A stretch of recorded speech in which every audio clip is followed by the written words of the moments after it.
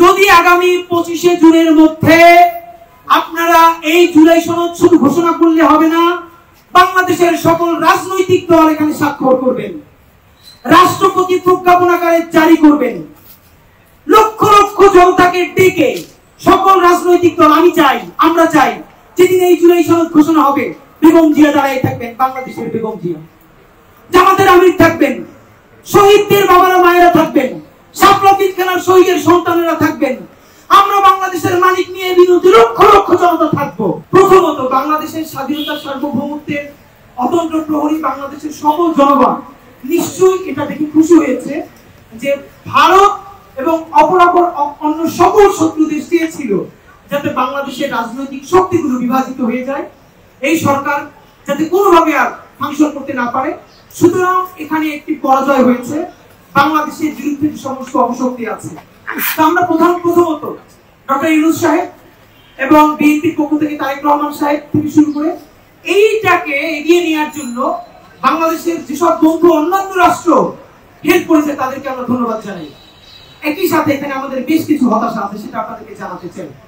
প্রথমত দেখুন, ডক্টর ইউনূস সাহেব এবং তার সরকার এই রক্তের উপর দিয়ে, জুলাইয়ের রক্তের উপর দিয়ে, শহীদদের রক্তের ম্যান্ডেট নিয়ে তিনি ক্ষমতায় এসেছেন এবং তার অনেক উপদেষ্টা বারবারই বলেছেন শুধুই একটা নির্বাচন করার জন্য তারা ক্ষমতা নেন নাই।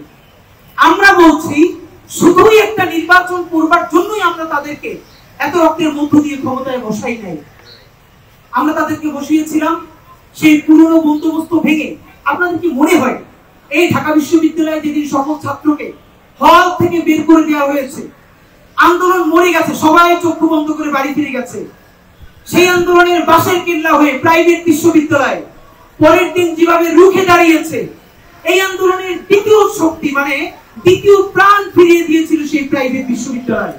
আজকে প্রশ্ন করতে চাই, প্রাইভেট বিশ্ববিদ্যালয়ের কয়জন শিক্ষার্থী জীবনে বিসিএস পরীক্ষা দেয় বা সরকারি পরীক্ষা দেয় যে তাদের কোটার জন্য নামতে হবে? প্রাইভেট বিশ্ববিদ্যালয়ের কোন শিক্ষার্থী এই কোটার জন্য নামেন নাই। তারপরে বাংলাদেশের হাজার হাজার লাখ লাখ কোটি কোটি জনতা তারা এই কোটা চেনে না, তার জন্য নামে নাই।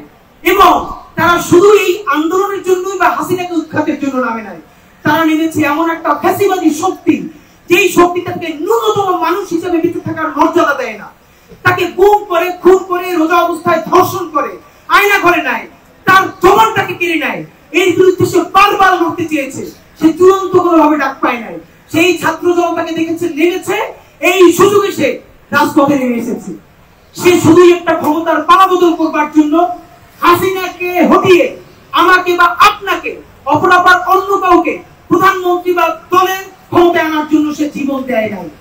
সুতরাং আমাদের স্পষ্ট দাবি, এই কথা বলবার পরে যদি আপনারা আমাদেরকে কেউ বলেন আমরা নির্বাচন চাই না, তাহলে আপনি হয়তো মূর্খ অথবা আপনি জ্ঞান পাবেন।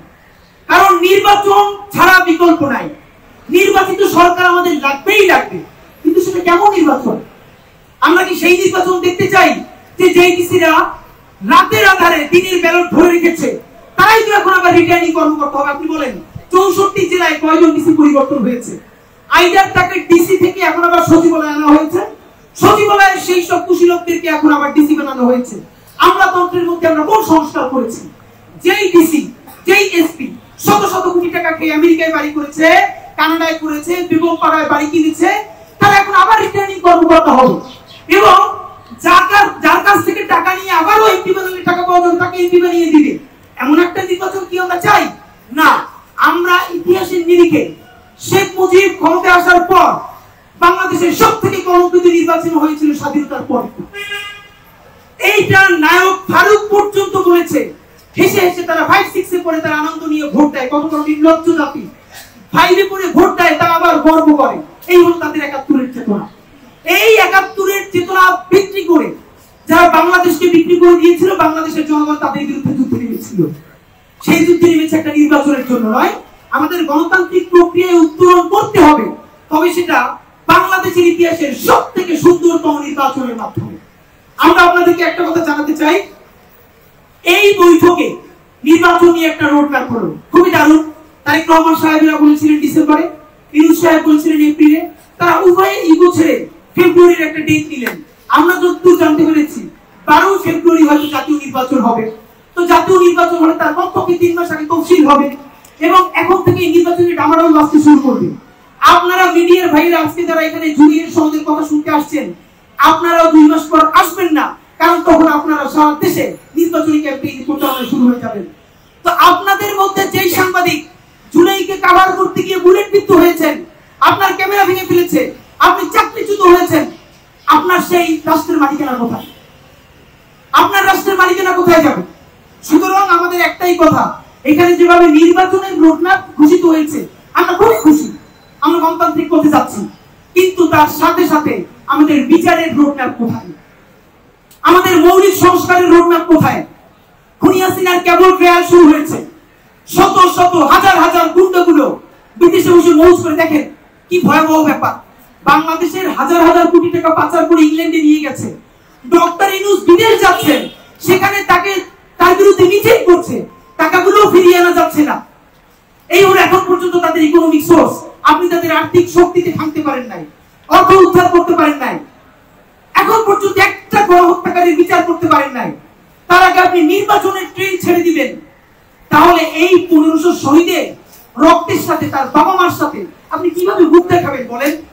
শুনেন, মনে রাখেন, মির্জাফর বিজয়ী হয়েছিল, কিন্তু মির্জাফরের কবরে মানুষ ধুধু দেয়, কেউ গোলাপ দেয় না।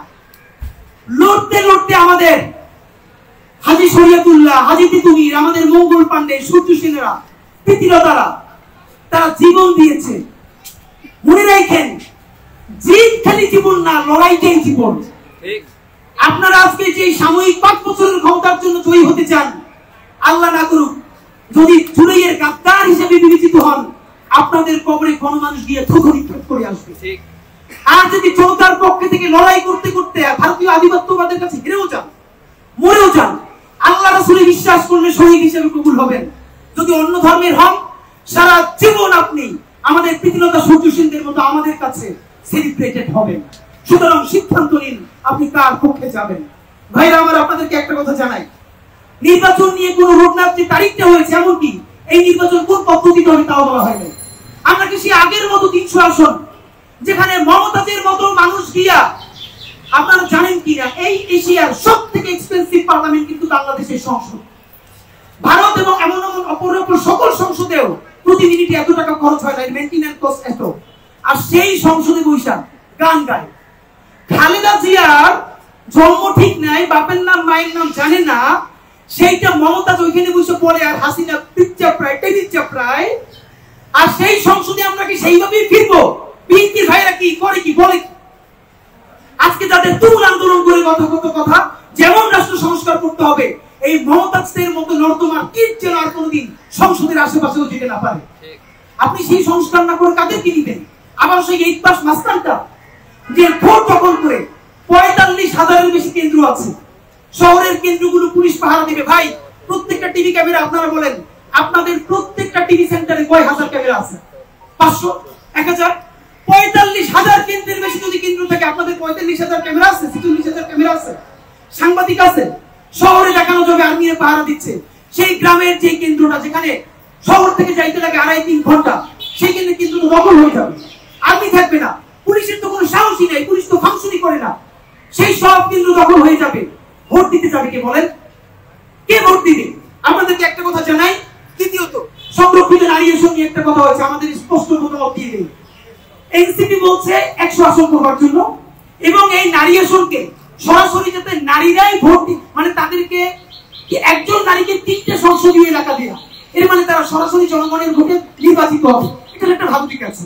মানে হলো আপাতত নারীরা যেভাবে সংরক্ষিত আসনে মনোনয়ন পায়, তাতে তার নিজের কোনো কোয়ালিটি লাগে না, নিজের দলের কারো সে সেবাদাস হয়, বেশি চাকরি করতে যে বেশি করতে পারবে তার স্বীকৃতি স্বরূপ তাকে একটা কোটা দিয়ে দেয়, সংসদে গিয়ে গান গায়। এটা তো আর হতে দেওয়া যায় না। এর মানে হলো কি, যেই সংরক্ষিত নারী আসনে যিনি যাবে তার জনতার সাথে সরাসরি একটা সম্পৃক্ততা তৈরি হোক। কিন্তু একটা কথা এখানে বিএনপি এটা চায় না, তারা বলে আগের মতন। এনসিপি বলে না, তাদের 100-কে সরাসরি ভোট দেওয়া হোক, কিন্তু দুটোর মধ্যে দুটো ক্রাইসিস আছে। বিএনপি যেটা বলে সেটা তো পূর্ণ বন্দোবস্ত হতেই পারে না। এনসিপি যেটা বলেছে খেয়াল করে দেখেন, তাহলে 300 আসন যদি সংরক্ষিত নারী সদস্য হয় 100, তাহলে একজন নারীর এগেইনস্টে 3টে কনস্টিটিউয়েন্সি পড়বে। তাহলে বলেন তো, কোন নারীর পক্ষে নির্বাচনের সময় 3টা আসনে ক্যাম্পেইন চালানো কি সম্ভব? মানে আমরা যারা পুরুষ নির্বাচন করে তারাই তো সে তার পুরো একটা নির্বাচনী আসন কভার করতে পারে না, তাহলে নারী কিভাবে 3টা আসন সে ক্যাম্পেইন করবে? এটা তো নারীকে ভালোবেসে তার উপরে আরো একটা জুলুম হয়ে গেল। এই দুইটার মধ্যবর্তী আপনাদের মাধ্যমে একটা প্রস্তাবনা আমরা দিতে চাই। প্রস্তাবনাটা হলো, বাংলাদেশের যত রাজনৈতিক দল এই নির্বাচনে যত ভোট পাবে, নির্বাচন কমিশনের কাছে হিসাব থাকে কত পুরুষ ভোটার কত নারী ভোটার। ভোটের শেষে নির্বাচন কমিশন ঘোষণা করবে যে এই নির্বাচনে বিএনপি নারী ভোটারদের 40% পেয়েছে, জামাত 20% পেয়েছে, এনসিপি 3% পেয়েছে। এর মানে পুরো জাতীয় নির্বাচনে নারী ভোটারদের সংখ্যা যেই দল যত পাবে তার অনুপাতে সে সংসদে নারী আসন পাবে। তাহলে লাভ হবে দুইটা। একে হলো তখন নারী নিজে তার একটা এজেন্সিশিপ তৈরি হবে, ও আমি যে ভোটটা দিচ্ছি এটার একটা স্পেশাল দাম আছে, কারণ নারীদের ভোটের উপরেই নির্ভর করবে প্রত্যেকটা রাজনৈতিক দল সংসদে কতগুলো নারী আসন পাবে। নাম্বার 1।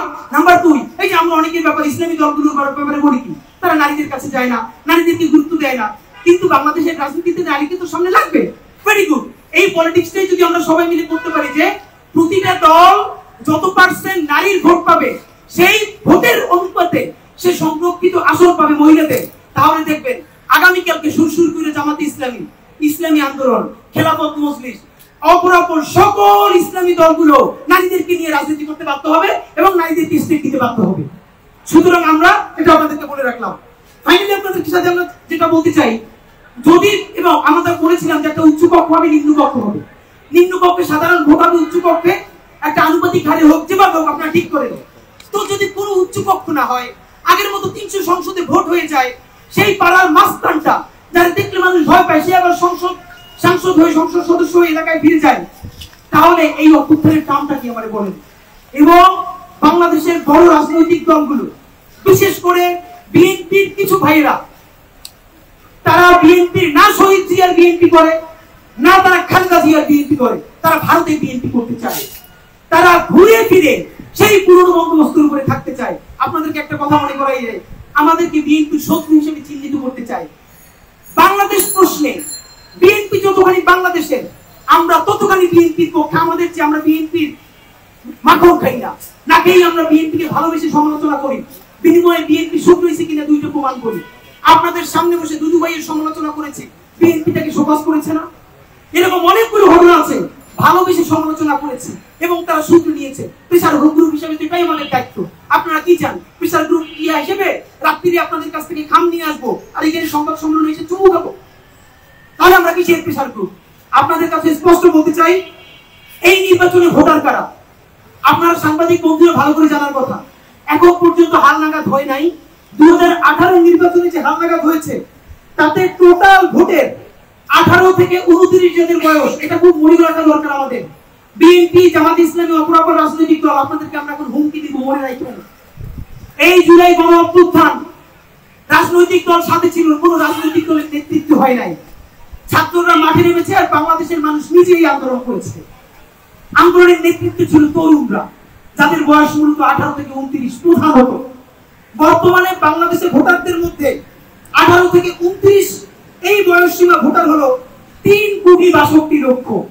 আপনাদেরকে মনে করিয়ে দেই, বর্তমানে বাংলাদেশে ভোটার তালিকায় যেটা হালনাগাদ হবে সেই অনুযায়ী কাছাকাছি, একদম কনফ্লিক্ট ফিগার বলছি না, ভোটারের মধ্যে 18 থেকে 29 বছর এই বয়স সীমার মধ্যে ভোটার হলো 3,62,00,000। মানে পুরো ভোটের 33%, মানে 3 ভাগের 1 ভাগ। আরেকটু যদি বাড়াই বলি, এখন বর্তমানে যারা সংস্কার চায়, যারা আগের পুরনো ফ্যাসিবাদ চায় না, দেখবেন এরা ম্যাক্সিমাম 40 এর নিচের বয়সের মানুষ। 40 এর উপরে যাদের বয়স হয়েছে তারা চ্যালেঞ্জ নিতে ভয় পায়, তারা আগের অসততার মধ্যে ডুবে থাকতে চায়। 18 থেকে 40 বছর যারা সংস্কার চায়, এদের ভোটার সংখ্যা 7,15,00,000। আপনাদেরকে মনে করিয়ে দেই, 18 থেকে 40 যারা তরুণ এবং তরুণের পরে যুবক, যারা সংস্কার চায়, নতুন দেশ চায়, স্বাধীনতা সার্বভৌমত্ব চায়, ভোটার সংখ্যায় তারা 7,15,00,000। এর মানে পুরো ভোটের 55%। এবার আপনাদেরকে মনে করিয়ে দেই, লাখ লাখ মানুষ নিয়ে বিএনপি মিছিল করে, জামাত শোডাউন করে। শুনেন, আপনারা যখন মিছিল ডাকেন উপজেলা ইউনিয়ন থেকে শুরু করে ঢাকা এসে হয়ে যায়, কিন্তু এইটাই কিন্তু সারা বাংলাদেশের 18 কোটি জনগণ না। 18 কোটি কিন্তু জনগণ সেই যে এখন অফিস করে, আপনার ইলেকশন বসে না, কিছু দেখে না, এই সংবাদ সম্মেলনটা দেখে। ভোটের নির্বাচন হইলে যদি ভোটের সুষ্ঠু পরিবেশ হয়, জায়গা মতো গিয়ে ভোটটা দিয়ে দিবে। আর যদি দেখে আগের মতো নির্বাচন হয়, ভোটের কপালে ঝাড়ু মাইরা অফিস করে বসে থাকবে। কেমন নির্বাচন চান? আওয়ামী লীগের মতো একটা নির্বাচন? খালি যারা বিএনপি করে, খালি যারা জামাত করে, খালি যারা ইসলামী আন্দোলন করে, আপনারা রাজনৈতিক কর্মী নিয়ে গিয়ে ভোট দিয়ে একটা দল বানাই ফেলবেন, করেন। তাহলে এই যে 55% যাদের কথা বললাম, এরা কেউ আপনাদেরকে ভোটও দিতে যাবে না, কেন্দ্রেও যাবে না। আর যদি চান না, এই ভোট দেওয়ার জন্য প্রবাসীরা মুখেই আছে, প্রবাসীরা ভোট দিতে চায়। অনেক প্রবাসী বন্ধুরা আমাদেরকে বলেছে, দেশে ভালো ইলেকশন হলে ইলেকশনকে সেলিব্রেট করার জন্য পরিবার নিয়ে বাড়ি ফিরবে, যারা 15 বছরও বাড়ি ফিরে নাই। সেরকম উদযাপনের নির্বাচন যদি করতে চান, তাহলে এই সকল মানুষকে নিতে হবে। তাহলে কি করতে হবে? সেই নির্বাচনের আগে আপনাকে নির্বাচনের রোডম্যাপ ঠিক করতে হবে। পুলিশ, আর্মি, তারা প্রত্যেকটা কেন্দ্র সঠিকভাবে পাহারা দিতে পারবে কিনা। কেউ ভোট দিতে গেলে তার ভোটটা চেক করে কোন মার্কেট দিচ্ছে সেটা নিশ্চিত করতে পারবে কিনা। সুতরাং নির্বাচনের সংস্কার করতে হবে। অনেকে বলে বর্তমান নির্বাচন কমিশন সরাই ফেলেন। শুধু কমিশন সরাই ফেললে কিছু হবে না, আমল পরিবর্তন করতে হবে। এই কথা বলে আপনাদেরকে শুধু মনে করাই দিলাম, যদি নির্বাচন কোন ধরনের বিচার এবং মৌলিক সংস্কার ছাড়াই নির্বাচন করা হয়, এবং ডক্টর ইউনূস সাহেব যদি সেই নির্বাচনকালীন সরকারের দায়িত্ব পালন করেন, তাকে বলা হয়েছে বিএনপি তাকে সরকারে আসলে তাকে হয়তো রাষ্ট্রপতি বানাবেন। আমরা অ্যাপ্রিশিয়েট করি।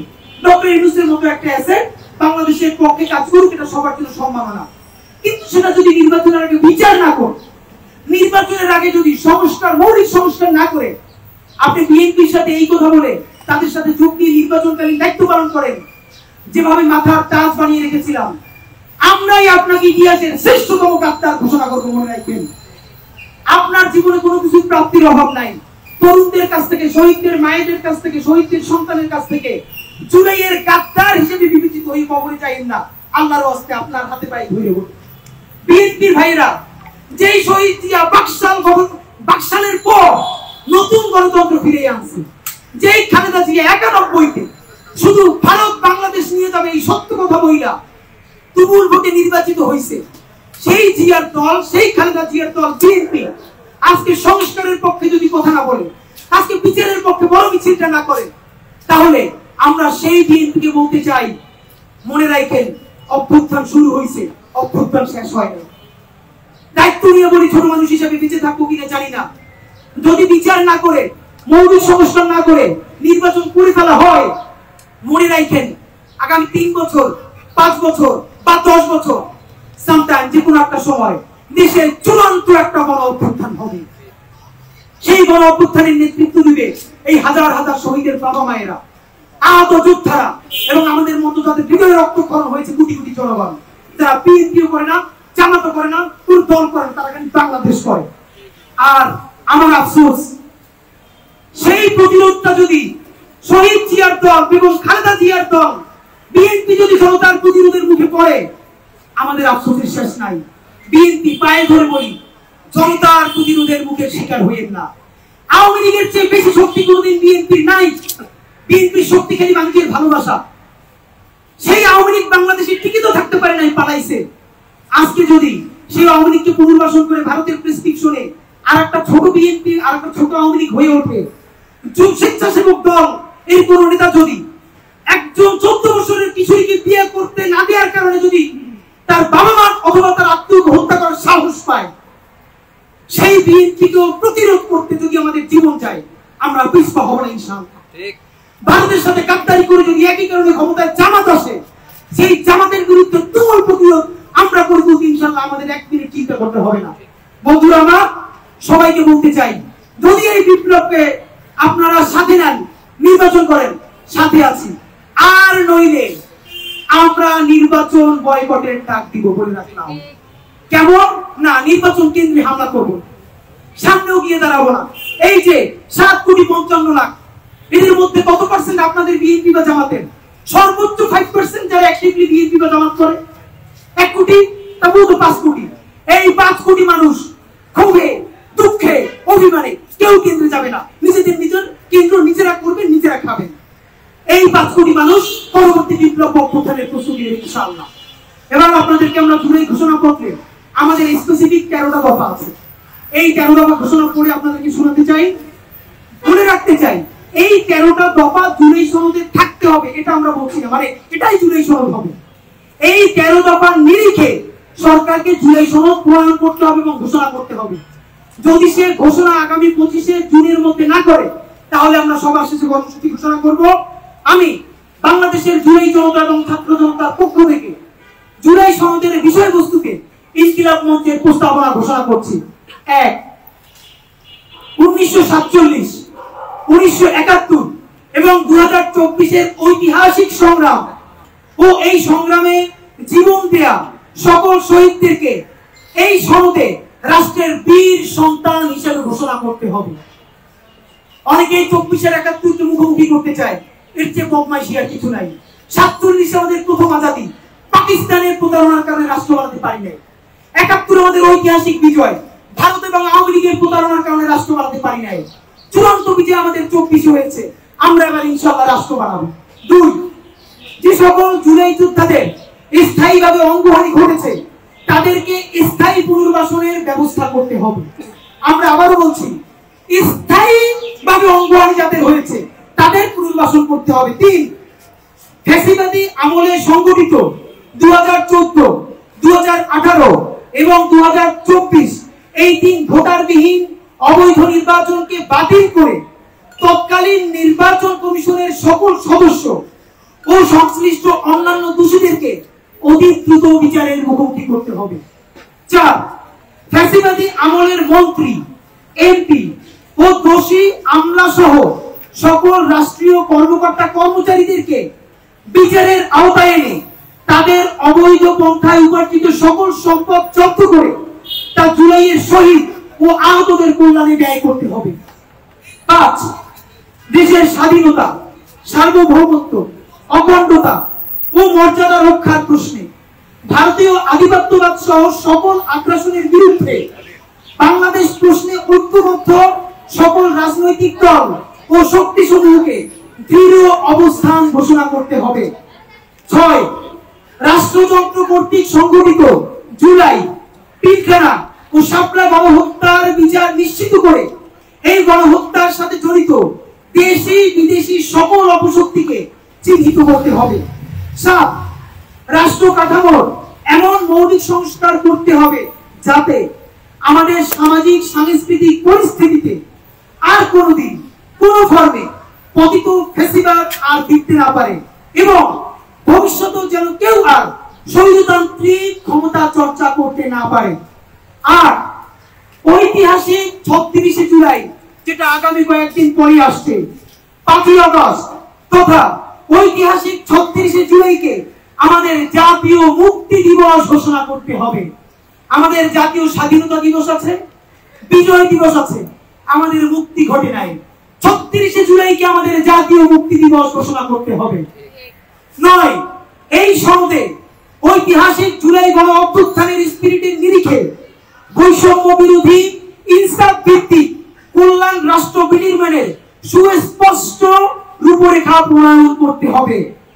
10, সংবিধান থেকে, যেটা বর্তমান সংবিধান অ্যাক্টিভ আছে, সংবিধান থেকে জনবিরোধী ও জুলাই সনদের সাথে সাংঘর্ষিক সকল ধারা উপধারা বাতিল করে জুলাই সনদকে সংবিধানের তফসিলে অন্তর্ভুক্ত করতে হবে। 11, ঐতিহাসিক জুলাই গণ অভ্যুত্থানে অংশগ্রহণকারী সকল দল, মত এবং লিঙ্গের ন্যায্য শরিকানা নিশ্চিত করতে হবে, যেখানে বলা হবে আমরা বাংলাদেশের জনগণ এই ঐতিহাসিক গণ অভ্যুত্থান সম্পন্ন করেছি, আমরা বৈষম্য বিরোধী করেছি, আমরা এনসিপি করেছি, আমরা বিএনপি করেছি, আমরা জামাত করেছি। আপনাদের কাছে পায়ে ধরে মাপ চাই, এইখান থেকে বের হয়ে আসেন। অভ্যুত্থানের মালিকানা বাংলাদেশের 18 কোটি জনগণকে দিয়ে দেন। অভ্যুত্থানের ইশতেহারের প্রতি পাতায় পাতায় প্রতি ধারায় লেখা থাকবে আমরা বাংলাদেশের জনগণ, আমরা বাংলাদেশের জনগণ এই ঐতিহাসিক গণ অভ্যুত্থান সম্পন্ন করেছি। 12, এটা ছোট কিন্তু এটাই সবচেয়ে গুরুত্বপূর্ণ, বাংলাদেশের সংবিধানের বর্তমানে এমন ভাষা পিএইচডি কইরাও অনেকের অর্থ উদ্ধার করতে চান বের হয়ে যায়। এইটা জনগণের সংবিধান হয় নাই। আমেরিকার সংবিধান পড়ে পাতলা, ছোট ট্যাক্সি ড্রাইভারও করতে পারে। সুতরাং যেই গণ অভ্যুত্থান রিকশাওয়ালা করেছে, ভ্যানওয়ালা করেছে, সবজিওয়ালা করেছে, সেই অভ্যুত্থানের সনদ তাকে উপরে বুঝতে পারতে হবে। আমাদের দাবি জুলাই সনদের ভাষাগত দুর্বোধ্যতা পরিহার করে আপামর জনসাধারণের জন্য তা সহজ ও সাবলীল ভাবে উপস্থাপন করতে হবে। এবং সর্বশেষ 13 নম্বর কথা, জুলাই সনদ চূড়ান্ত করার পূর্বে জনগণের মতামতের জন্য তা ওয়েবসাইটে প্রকাশ করতে হবে। এই 13 দফার সময় আগামী 9 দিন। যদি আগামী 25শে জুনের মধ্যে আপনারা এই জুলাই সনদ শুধু ঘোষণা করলে হবে না, বাংলাদেশের সকল রাজনৈতিক দল এখানে স্বাক্ষর করবেন, রাষ্ট্রপতি প্রজ্ঞাপন আকারে জারি করবেন, লক্ষ লক্ষ জনতাকে ডেকে সকল রাজনৈতিক দল, আমি চাই, আমরা চাই, যেদিন এই জুলাই সনদ ঘোষণা হবে বেগম জিয়া দাঁড়িয়ে থাকবেন, বাংলাদেশের বেগম জিয়া, জামাতের আমির থাকবেন, শহীদদের বাবারা মায়েরা থাকবেন, শাপলা পিলখানার শহীদের সন্তানেরা থাকবেন, আমরা বাংলাদেশের মালিক নিয়ে বিরোধী লক্ষ লক্ষ জনতা থাকবো। সবার সামনে জুলাই সনদ ঘোষণা হবে। সকল রাজনৈতিক দল এই লক্ষ কোটি মানুষের সামনে স্বাক্ষর করবেন, ওয়াদা করবেন, কোনদিন গাদ্দারি করবেন না, রাষ্ট্রপতি স্বাক্ষর করবেন এবং সংসদ অ্যাক্টিভ হওয়ার সাথে সাথে প্রথম সংশোধনীকেই জুলাই সনদকে স্বীকৃতি দিয়ে তফসিলের মধ্যে অন্তর্ভুক্ত করতে হবে। আগামী 25শে জুন সরকারের এই তারিখ শেষ হবে।